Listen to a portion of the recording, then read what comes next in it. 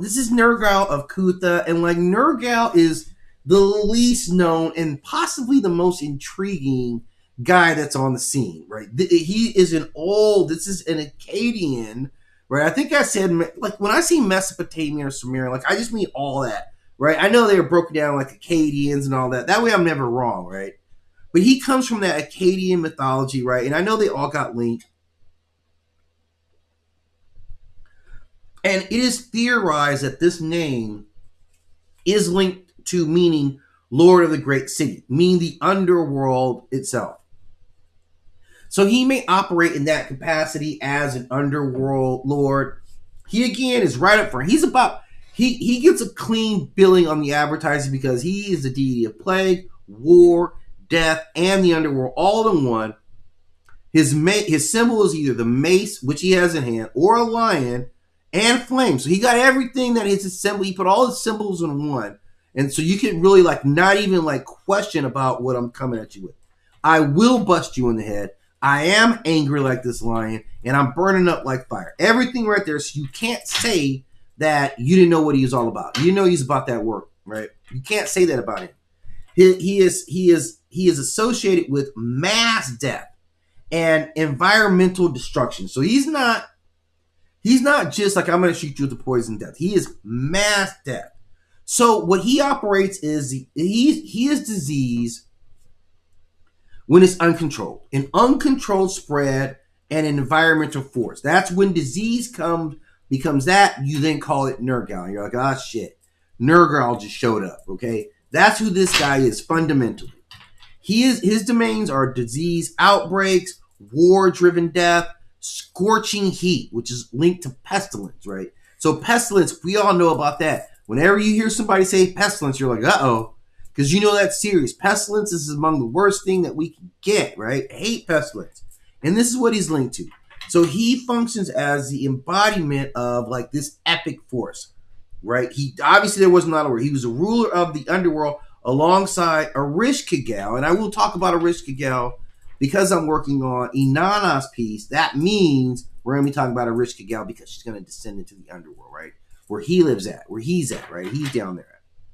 So he's old, like he is old. He rose in the Akkadian period as war and plague. During Babylon, he became integrated into the underworld part of their theology.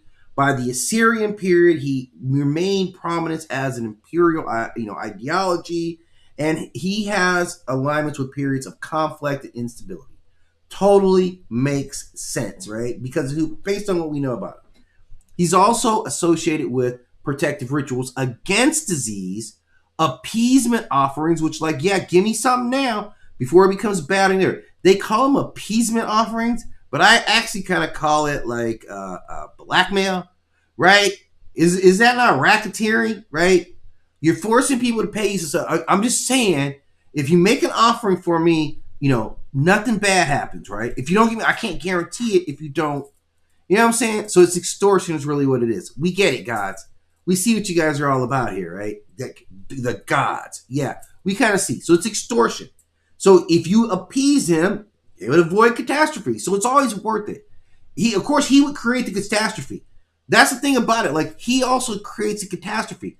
I get if you were like, hey, guys, just hook me up, keep me well fed, and I'm gonna make sure no catastrophes hit you guys. That's one thing. But if you don't do that, it's not the catastrophe just happened. He created the catastrophe. Yeah, this guy created the same catastrophe that he just extorted money out of you to not get, right? So this is how this guy operates. Okay. So now again, we kind of get to understand that he represents like these people were afraid of like death in a lot of forms, and one of them was like the spread of disease through warfare, this chaos. So he wasn't like, he was the opposite of Apollo. Whereas Apollo was like precision strikes, he was like, I'm gonna spray the entire area, right? You ever see the movies with like gangbangers and they're just like, I'm gonna spray the area because none of them know how to shoot. When it's military guys, it's always like bat, bat, bat, bat, right? Like, bam, there's strikes, right? When it's Jason Statham, it's always like strikes. Okay? When it's in the hood movies, it's always they're spraying the area. That's where everybody else gets shot too, right? Because these guys don't know how to shoot. Anyway, this is who he is. He's like, I'm gonna spray the area. This guy is a shotgun, right? He's a shotgun. He's a flamethrower. I'm gonna light the whole thing up.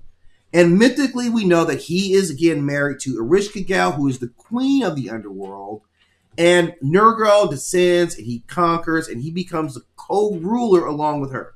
So he transforms from destroyer to a sovereign of death himself. That's how bad he is, man. Because Erishkigal ain't no joke, man. And we're going to talk about her in a little bit. So he reflects cultures that have experienced a lot of war and like epidemic cycles. That's really what it does say about them, like knowing who they are, that they've had a lot going on in their culture, and they've experienced it. So this is the triad, the first two of the